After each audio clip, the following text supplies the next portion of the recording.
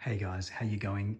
Here we are in December, the year is winding up, and it's time to do our top 20 DC Multiverse figures for 2022. Now, I picked up a lot of figures this year. I think for simplicity's sake, we are restricting this list to figures that were released in the United States during this calendar year 2022. Second rule, I think, is that I will be including DC Direct page punches as part of the DC Multiverse line. They come with the stand, they come with the comic, and the card, but they're DC Multiverse figures at heart, so I'm going to be treating them as such. Final rule, I think, is that builder figures will be included as figures. And if you have a problem with that, let me know, but it's my list, that's what I'm going to do. First, I'm going to look at some honourable mentions, the most disappointing figure of the year, and then we'll get straight into the top 20. So I hope you enjoy. So I thought I'd start this video with a few of the honourable mentions that didn't make my top 20. The first off the rank, in no particular order, is the Mega Figure Clayface. Now, this is an awesome Mega Figure, great detail, great sculpt. He's pretty big. He's so big I don't even have room to spin him around without his arms hitting the wall. Unfortunately, he's kind of got limited articulation. He's a little bit hollow, so he doesn't quite make the top 20. So next up, we have the Arkham City Ra's al Ghul. Now, by so many metrics, this is an awesome figure. Great sculpt, really nice paint on his arms with the tattoos and the emblem on the chest, but the head sculpt just does not say Ra's al Ghul. It's too blank, it's too bland. It just misses the mark, and so for that reason he doesn't make the list. Coming up next on the honourable mentions is the Green Lantern Kyle Rayner. Look, he's an awesome figure. I love the texture on the suit, I love the head sculpt, I love the accessory, really cool. He could probably have squeaked onto the top 20. Unfortunately, that color green, it's just not right. It doesn't match the rest of the Green Lanterns. It doesn't match the comic source material. So he's just that slightest bit off, which keeps him off the top 20, but still, amazing figure. Coming up next is the Black Adam Dr. Fate. So this is the movie figure. It's not quite a classic comic book design, but it's an awesome design. The gold really pops. The texture on the costume is just amazing. The helmet, it's not typical, but I think it works really, really well. And overall, this is the best Dr. Fate that McFarlane's made, in my opinion. If his costume was just a little bit more classic looking, he'd definitely make it onto the top 20, but there's a case to be made that he could be on my top 20 on another day. So yeah, awesome figure and highly recommended. Next honourable mention is the Red Robin, Tim Drake. I love this figure. I love Tim Drake. This isn't my preferred costume for Tim, but having said that, it really captures his essence perfectly, better than the Amazon exclusive red suit variant. The face sculpt is, it's immaculate. That's Tim Drake to me. Technically, it's a great figure, just not my preferred costume, so for that reason alone, he doesn't make the top 20, but yeah, he's amazing. So the most disappointing figure of 2022 for me was the Arkham Knight from Batman Arkham Knight. This is a really, really cool design. Unfortunately, the awesome sculpt is let down by two things. That's the lack of paint. There's meant to be sort of like a camo-like design down his body that's just missing, and he has one wonky ankle that means that this guy is a bitch to stand up, and I had to apply some nail polish to the joint to stop him from falling. Really disappointing. Could have been one of the best of the year. Turns out to be my most disappointing figure, even if he still is pretty cool. So number 20 on my top 20, and he could have actually been the most disappointing, but he's that awesome that he scrapes into the top 20, is the Mega Figure Man-Bat. I love this figure. He's fantastic. He looks great. The sculpt is awesome. He's huge. We don't get a lot of Man-Bat figures. He's let down by, unfortunately, two flaws. One is the lack of articulation in the wings. This is about as big as a wingspan as you'll get. And the killer flaw is that these ankles are far too weak to support his weight, and he falls over when you breathe on him. It's so frustrating. This could have been pretty much like top 1 or 2 figures of the year. He scrapes onto there as number 20 simply because of that design flaw. It's really not good enough, and it's crazy that they didn't catch it in time to do something or fix it, or, you know, get rid of that joint and just make it a solid piece so that he could actually stand up. But yeah, awesome figure with a really fatal flaw. Coming in at number 19 on my list is the Death of the Family Joker. Now, this is just a reuse of the 3 Jokers mold. I think it's the clown. His body is basically exactly the same, but that head sculpt is unique, and that head sculpt is awesome. It nails the comic perfectly. This guy could have been number 1 or number 2 on my list if he had the actual tradesperson, garage worker costume. Instead, they've given him this sort of classic Joker costume. It's still awesome, and he's still great, and that's why he's number 19. Number 18 on the list is Arkham City Catwoman. Crying out for a Catwoman for some time, and McFarlane really delivered. Arkham City Catwoman is fantastic. She's got an awesome head sculpt that nails the game look perfectly, but it's also just like, she's a perfect stand-in for a comic book Catwoman. You can see she's got all the right curves that you would expect. The only flaws are that huge weird diaper piece, and her legs are slightly too long, but you can kind of accommodate for that in a pose. But yeah, as a Catwoman for the collection, she fits the bill nicely, and yeah, that's why she's number 18 on my top 20. Now, number 17 on my list is a bit of a cheat. I've got 2 characters here, but this is Blue Beetle, Ted Cord, and Booster Gold. They go together as one. They're a unit, they're a bromance, so that's why together they come in at number 17. The reason I love these guys, despite their really simplistic sculpt, is actually because of their really simplistic sculpt and their really simplistic paintwork. They are classic comic versions of these 2 really endearing characters. They've got smiles, they've got like swagger, they've got sort of a charm, a goofy charm that you don't often see from McFarlane. McFarlane goes towards the edgy, the dark, the detailed, the complicated. These guys are basic and simple and happy and charming, and it's a real breath of fresh air for this line in particular. They really stand out in any collection, full of personality. That's why they are number 17 on my top 20. Coming up at number 16 on my top 20 is Grifter. Now, didn't know a lot about the character before I got the figure, but have since looked into it, and he's very cool. He's lacking his trademark sort of futuristic guns. He's lacking the trench coat, but I think the design that's been offered up is fantastic with that more military tactical look. That jacket is amazing. The head sculpt's amazing. He's got all the holsters, all the buckles you want. Even the accessories, they might not be appropriate for Grifter strictly, but they're really sort of well sculpted. Some of the better knives and swords. Yeah, just a sort of a unique character. You don't get him in a figure very often, and I think McFarlane, really nailed this one. Even better if you get the munitions pack and give him some guns. So that's why he's number 16. Number 15 on my list is AZRAEL in Batman armor. Now, this is a fan favorite. He was really sought after for a while. The internet was ablaze. It's a very cool figure. I get why. It's not perfect, and he's only number sort of 15 because the color scheme is wrong. That blue is a few shades too light. The Mafex one came around the same time with perfect colors, which really showed that this was not quite there. But that's a nitpick, because overall, for the price point, this is better than the Mafex in my opinion. More texture, just an amazing figure and a real sort of blast of 90s nostalgia. Yep, so that's why he's number 15.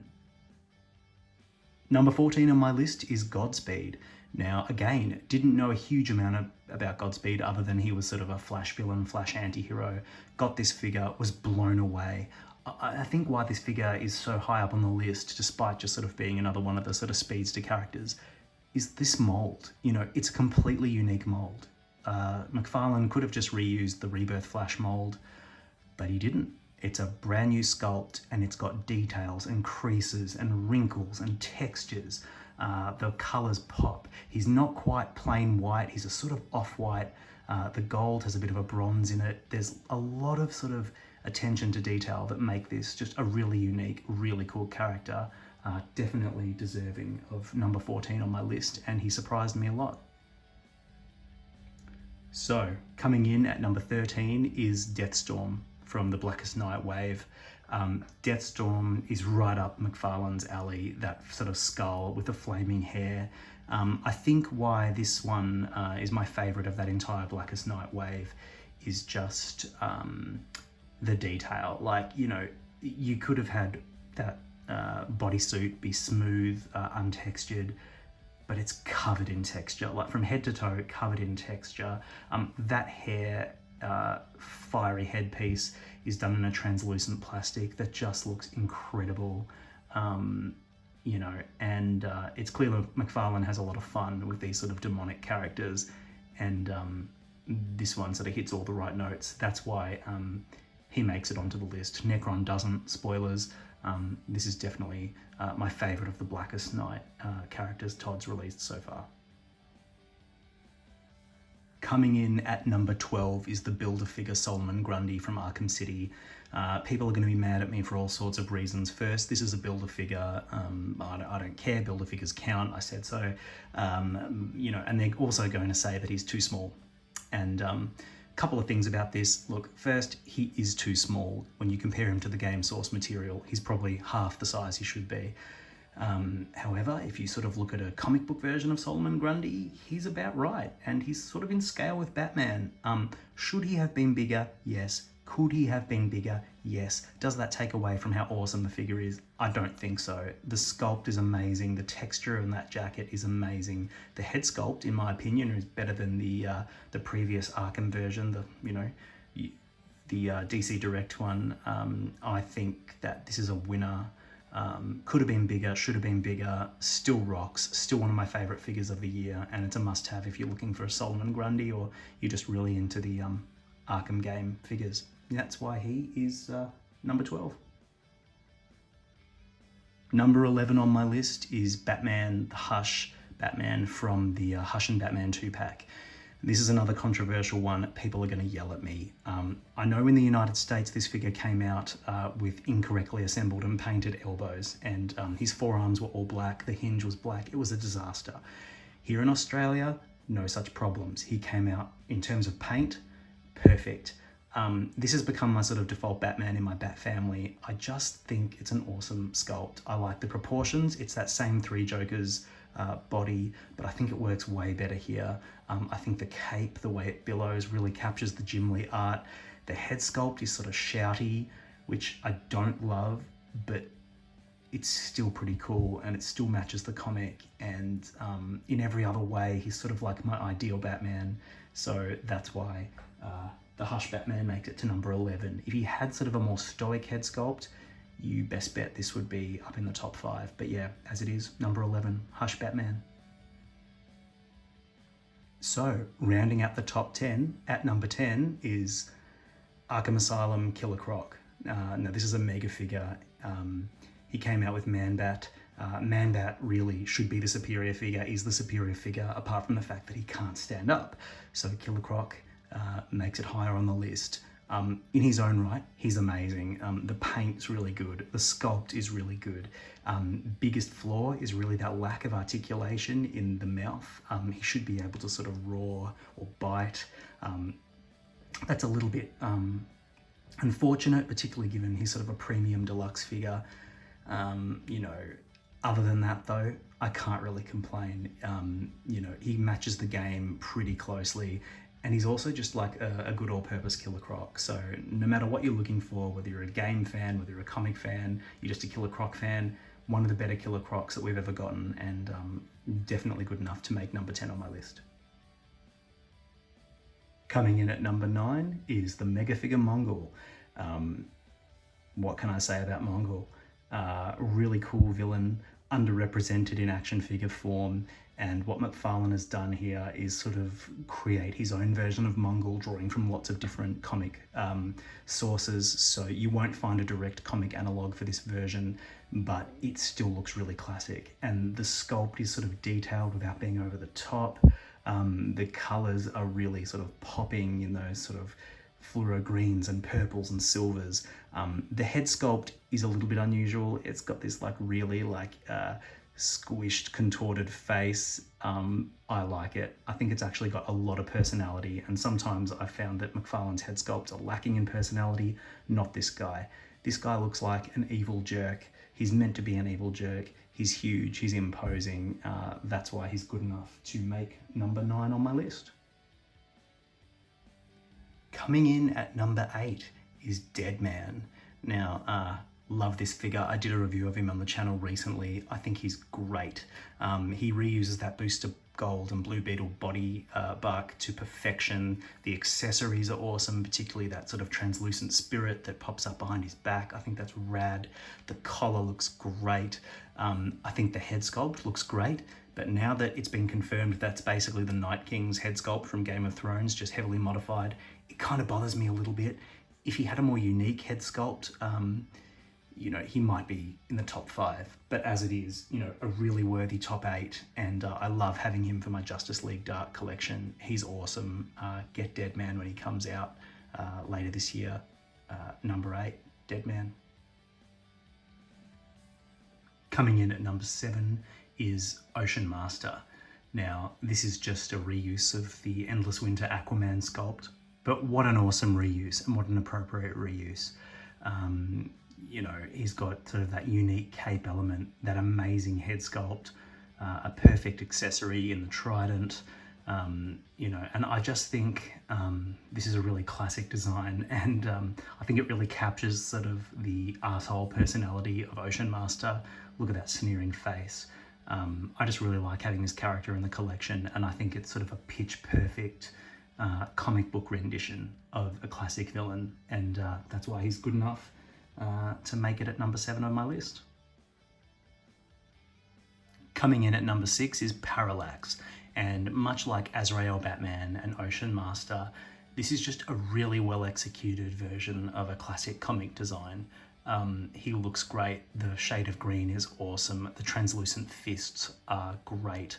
The head sculpt for Hal Jordan Parallax is also amazing. It's not 100% comic accurate, but like it's close enough with a modern twist. The hair should be black. It should have a little bit more grey around the sides. But overall, this figure has a lot of presence on the shelf, and it's that sort of perfect balance between detailed and simple. I think that McFarlane really hit it out of the park with this one, and that's why he is good enough to make it at number 6. Rounding out my top 5 at number 5 is Batman, the Rebirth version. I really love this suit. I know it's not everyone's cup of tea, but it certainly is my cup of tea, and this figure does it justice. It's got that awesome purple cape. It's got that really distinctive utility belt, the yellow trim around the bat symbol. I think his musculature is great. He's sort of slender. He's a bit more lean, a bit more agile looking. The head sculpt is great. The biggest flaw for this figure is that he's just a bit small. And compared to some other members of the Justice League or the Bat family, he's just a bit small. But if you can look past that scale issue, like the figure itself is immaculate. He's fantastic. Probably my favourite Batman that McFarlane has made to date. That's why Rebirth Batman comes in at number 5. Coming in at number 4 is Deathstroke from DC Rebirth. I know we've had a Deathstroke before with the ARKHAM Origins Deathstroke, but for me, this is way more in line with what I picture when I think of Deathstroke. He's lacking some guns, sure. It's a very, very streamlined design, but like I think if you look at the source material, McFarlane has done an amazing job of translating him into a figure. There's just enough texture to sort of break up all that black plastic. It's got that chainmail on the left arm, which, you know, in some of the previous releases of the figure, that was all just printed and painted on. This is in the sculpt, and it's that level of fine detail that really makes this figure stand out. One of the perfect mixes between old and new, modern and classic detail and simplicity. I think that's really where McFarlane and this line, in fact, has come into its own this year. The designs have gotten simpler, yet more classic, more comic booky, but they've got the detail to make them stand out and not just look like toys. And I mean that in the sort of a childlike toy. You know, they really look like collector-focused pieces, you know, and they're still $20 US. Great figure, one of my favorites from the year. Number 4, Deathstroke. Coming in at number 3 is Arkham Knight Scarecrow. Now, I did a review of this guy like a month or two back. He's fantastic, still one of my favorites of the year. Number 3, in fact. Really, it's down to the sculpt. The paint is nothing to write home about, but the detail on this guy is amazing. Everything is scratched up, everything's leathery. There are buckles and braces and tubes and test tubes, and his head sculpt is menacing, and there's depth to it and there's personality to it.